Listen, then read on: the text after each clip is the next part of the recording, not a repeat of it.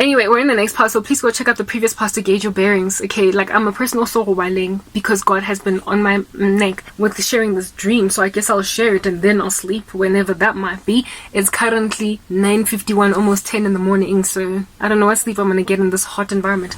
Anyway, whatever. So that's what this dude did. He took me to the airport. Finally I got to see him face to face, and he looked like this Okie from when I was a kid. So essentially what the Lord was showing me is that this dude would genuinely have feelings, genuinely have respect for me. We genuinely hit it off, but he would somewhere along the way just go pear-shaped, run awry. And this is because he's not in and of himself rooted in him, and has not have had junk and gunk up, like, taken out of him, uprooted. Like classism, all these nasty habits of character that we gather for ourselves as we go along and along and along. Righto. This dude then finally, the sister brings him in, and he looks like this Okie, and guess what? He's dressed in all red. I remember he was first shrouded, he looking like a black horse, shrouded in darkness, and looking like that guy that I made out with that I don't want to be with, right? So, basically God was showing me with that it would be a space of compromise, but I would settle for this dude. Anyway, however, I would eventually decide to turn my back on this decision. And now he was looking like him, like a better, like not like an ominous little creature from the abyss. Now he was looking like a normal human being, but he was wearing all red, and red in my dreams. And it's just my dreams. I keep saying this and putting it out as a caveat so people don't go on right ahead and say, but that's not how red is interpreted according to the Bible. God has always used the color red in my dreams to represent or presence of witchcraft. For me alone in particular. And so therefore, please don't apply to your own dreams. This is how he relates with me. And he was wearing, in my dreams, this dude, all red. His outfit was red. He was wearing some red outfit. And long story short, he was shrouded in the occult, in dark arts. Satan is trying so hard to marry me off to a guy involved in magic, guys. It's like akuzi muntu into my life that even if he's not a born-again Christian, umuntu nje oziphilelayo, but he's not interested in witchcraft. He doesn't dabble. I don't even get asked by men like those. The men that have pursued me ever since I came to Christ. Ever since I came to Christ. It's like they have all been involved in witchcraft. All of them. And 2 of them I accommodated thinking they were Christians. Gaufela. It's like he keeps on sending me men into the occult, and that is because of the severity of the desire for the devil to use me for his own kingdom. He wants me to work in the kingdom of darkness. So if he can marry me to a man that is involved in the kingdom of darkness, it'll be easier for him to wean me off Christ and into the kingdom of darkness, to win me over for the darkness because my husband is in it. And so the bond that we share together romantically will be more potent to pull me into that space. And it is the very thing, by the way, that pulled one of my great aunts, like great, like long ago. The generational curse that came in through my family, witchcraft, was through a woman, a sister that, like a sister belonging to a mother and a dad and whatnot. Out of 3 sisters that was in a pious, godly family, my ancestors essentially were godly. But one sister was taken away from the worship of God by a man that was in the occult, and he introduced her, he trained her.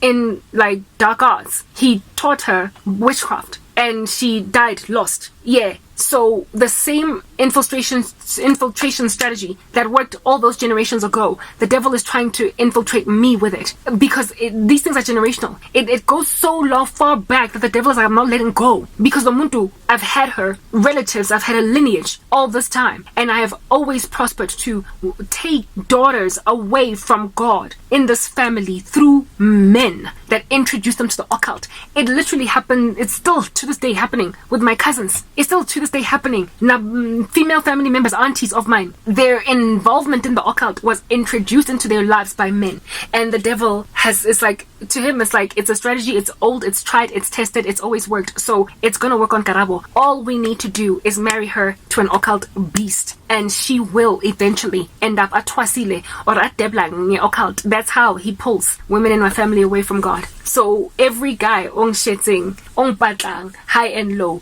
or zamang, that knocks on my door, that actually tries with me, is involved in dark arts. And I keep on going to God, and I'm like, but Father, and you funny this thing, like I said earlier, the test that I am in. I keep passing it with flying colors. So why do I keep on getting the flying kick? Why am I endured through the same exam over and over and over and over and over and over and over again, where bad men that are into occult magic keep coming into my life? And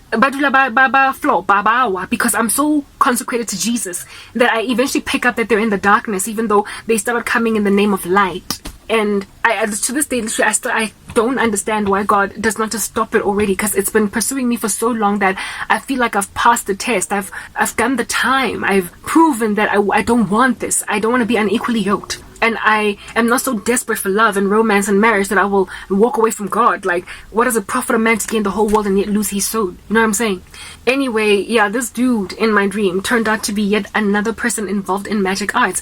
It's like something I can't escape. I don't know what's going on. Yazi, wonke umuntu nje, every guy ongifunayo and osebenza kanzima gabi to get me. It's sad that like they turn up to be into the occult, despite all that I speak, despite the I make it clear and it's obvious that I've got a spiritual gift that shows me stuff. It's like they tell themselves, they believe that they can just go around it. They literally, every last one has known that I have a spiritual gift. Every last one. The one dude that I dated that used to work for MTN, this recent dude work for the US, they all knew that I have a spiritual gift that picks these things up, and yet they still pursued me hotly. And initially, I don't see their darkness until ultimately I get close enough to them. Then I start to get dreams, kabona. But by then I'm in love. By then I have to break up now with a dude that I essentially have been speaking about marriage. I've been speaking with about marriage. I find myself having to dump a guy that I thought was going to be my husband. And I just like, for me, it's like, how long am I going to keep it? I feel so cursed, but you know, I guess it's the modes that I'm going through. But I get the occult high and low, and I've rejected it so much that I'm just like, at this point, God, it's clear I'm not going there. Please just give me my freedom. But I guess he's giving me this dream in advance because he has mercy on the fact that they come in stealthily, successfully, I fall in love, and then only I walk away. And so this time around, I believe he's blocking it because he's showing it to me in advance before it even comes, to a point of even having shown me the granular details of this man, like motoko Botswana, blah blah, etc. So this dude was wearing a red outfit, and I knew from waking up that that meant he was involved in sorcery. However, just like with Themba Loya when I was 21, he was decent enough to, upon recognizing I've got fears that his men are going to rape me if they drop me off at the airport, he personally drove me to the airport to go back to South Africa. He literally, exactly the same way that Themba and I parted ways back in the day, was the way that me and this dude parted ways. He realized I didn't want to be with him, but instead of being bitter and throwing me to be destitute on the street, he, drove me like a gentleman back home and then was like, bye. Yeah, okay, but this dude, however, because I was so scared that he was just gonna leave me destitute, I was sort of kind of beggy of him, so he would continuously have compassion on me all the way up until I board the airplane, so he doesn't change his mind, because I understood him at that stage to be a man that held great power. I don't know what this man is, who he is. He was represented in a very poverty-stricken capacity in the dream, but that's only because of his spiritual state. But he is likely Muhumi. He's got money and he's got influence and connections sufficiently enough to, like I said, send for me. And he would imagine that since Onatwa is a classism lead gold digger, that I would just grovel at his feet. No matter what I find out about him, I will just take it because I'm lonely and I'm devastated. And that was his mistake. His pride made me spot that there's something very wrong with this picture. He started treating me like a concubine as opposed to a woman that he pursued very hard and fast before she would even so much as respond to his direct messages. And yet he was now treating me like yet another one of his concubines that he has sent for from South Africa. Next part.